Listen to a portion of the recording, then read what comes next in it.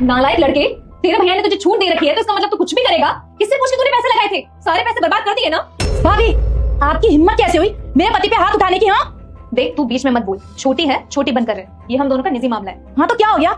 गलती तो सबसे होती है ना। इसका मतलब ये थोड़ी है कि आप इन पे हाथ उठा दोगी। देख, तू इस घर में अभी नई नई आई है। समझा लो अपनी बीवी को कि इस घर में ज्यादा ना बोले। शीतल चुप हो जाओ, भाभी है वो मेरी। अरे तुम चुप करो। 24 घंटे भैया भाभी भैया भाभी। अरे भैया भाभी है तो इसका मतलब ये थोड़ी है कि तुम इनकी सुनते रहोगे। माँ बाप थोड़ी है तुम्हारे। और एक बात बताओ, सबके सामने इन्होंने तुम्हारे पे हाथ उठा दिया, कल को बाहर ऐसे हाथ उठा दिया तो क्या इज्जत रह जाएगी तुम्हारी? इस घर की बड़ी बहू मैं, जेठानी हूँ इसकी। मुझसे बदतमीजी से बात करने की कोई जरूरत नहीं है। इस घर में हमारा राज चलता है। बदतमीजी करने वाले ना आपने काम किया है भाभी। आज तो आपने मेरे पति पे हाथ उठा दिया, आगे से उठाया ना तो सोच लेना क्या होगा। तुम चुप रहो। भाभी, इसकी तरफ से मैं आपसे हाथ जोड़ के माफी मांगता हूँ। आज के बाद ऐसी गलती कभी नहीं होगी। आज के बाद अगर तूने कहीं भी पैसे लगाए अपने भैया से बिना पूछे तो मुझसे बुरा कोई नहीं होगा। आगे से ऐसा कभी नहीं करूंगा भाभी, माफ करना।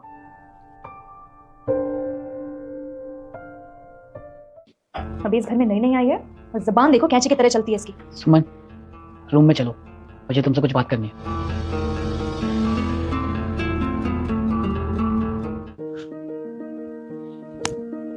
हाँ बोलो, क्या बात करनी है? एक बात बताओ, जो भी तुमने अक्षय के साथ किया, क्या वो सही था? हाँ तो सही तो किया मैंने, और क्या करती। जब मैंने देखा कि तुम्हारा भाई गलत राह पे जा रहा है तो उसको सीधा भी तो हम ही करेंगे ना। क्यों? कुछ कहते क्यों नहीं हो आप? सब कुछ सुनते क्यों रहते हो? बर्दाश्त क्यों करते हो? कोई बात नहीं, भाभी है वो। भाभी है तो क्या हो गया? ऐसे हाथ नहीं उठा सकती है वो तुम पे। देखो, अब वो छोटा नहीं रहा। जब तुम नई नई इस घर में आई थी तब वो स्कूल में पढ़ता था। अब उसकी शादी हो गई है, उसकी बीवी है। अगर उसकी बीवी के सामने तुम उसे थप्पड़ मारोगी तो कैसा लगेगा? और वो तुम्हारी इज्जत करता है, इसलिए उसने कुछ नहीं बोला। अगर वो सबके सामने कुछ बोल देता फिर क्या करती तुम? और उस वक्त मैंने तुमसे इसलिए कुछ नहीं बोला क्योंकि मैं नहीं चाहता था कि बात और बढ़े।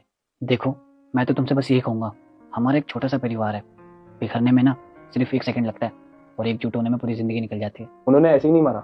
रुक जाओ बेटा, मैं शंकर महादेव हूँ। आज जो भी मेरी इस वीडियो को एक लाइक और सब्सक्राइब का बटन दबाकर अपने 5 दोस्तों को वीडियो शेयर करेगा, उसके सारे सपने पूरे हो जाएंगे। गलती थी मेरी और गलत कर रहा था मैं। तो क्या मारेंगी? अरे समझा भी तो सकती थी प्यार से। और एक बात और, इस घर में जितना पैसों पे हक उनका है ना उतना तुम्हारा भी है। पता नहीं क्या समझती है अपने आप को। वो तुम्हारी माँ बनने की कोशिश कर रही है और कुछ नहीं। लेकिन रुस्तम, वो हमारे लिए तो अभी भी छोटा ही है ना। अरे मानता हूँ छोटा है, लेकिन एक सही तरीका होता है।